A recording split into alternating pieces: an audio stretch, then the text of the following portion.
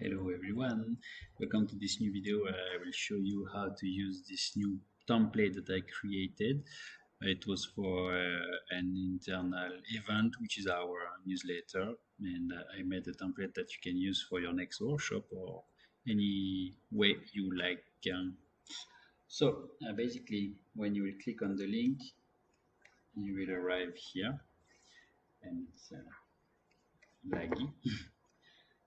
So basically, this is just a template, so you cannot use it directly. You have to click on the Create Mural from Template, and he will ask you where you want to create, normally in your main role. So you just press Create. Now I have a template. I will call it YouTube Test Template, and here it is. So some stuff are locked, like the cork board. Basically, it was just a picture from a picture library on the left, and I added a simple frame around. And here, what's interesting is here. So I created like few vintage kind of pieces of paper and other assets. And sorry, I'm not in the middle of the circle in the video.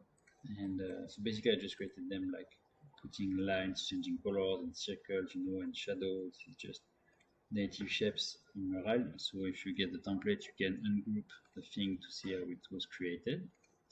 You can also just double click to add content in the text box, for example. I mean, you can do whatever you want. I recommend to just click and duplicate Control D and to drag on the corkboard.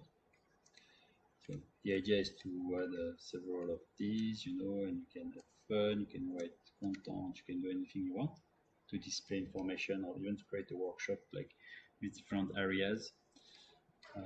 Another feature that is cool, you could create a kind of Polaroid vintage filter. So if you see, it's not totally transparent. There is a half transparent yellowish bit effect. I created this in Figma, and the result is like if you bring a picture or even one of your own picture, let's say a dog, whatever. Let's just bring this dog. It's a normal picture. But then let's say you want to put it, maybe here in this one. So you try to reduce a bit, or you can crop. You just duplicate this filter. Remember, he needs to be on top. You can bring like this. Now the dog is a bit like old style effect for the picture. If you want to make it properly, you can just crop a bit so that it fits better. You can see the difference in the picture with the filter, without filter.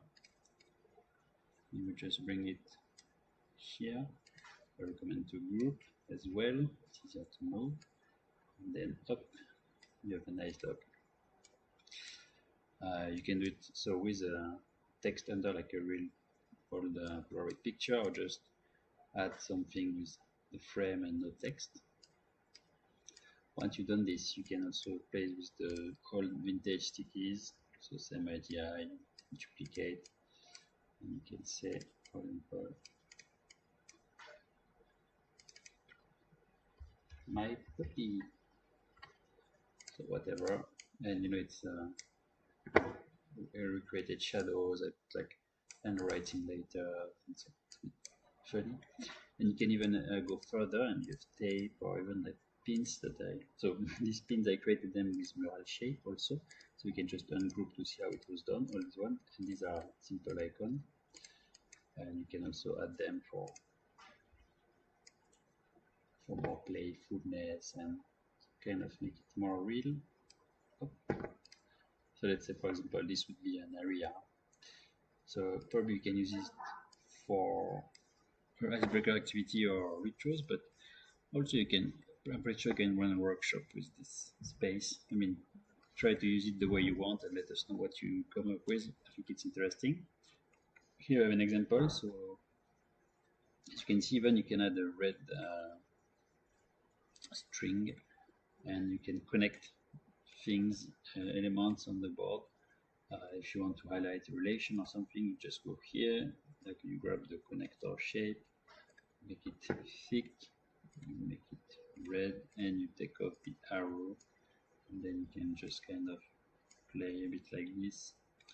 So think about the string. String should behave more like this for the gravity, and usually it's in a pin, in front.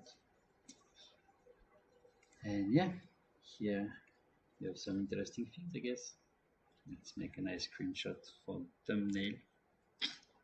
Cheers. And here we go. Thanks for watching and see you soon.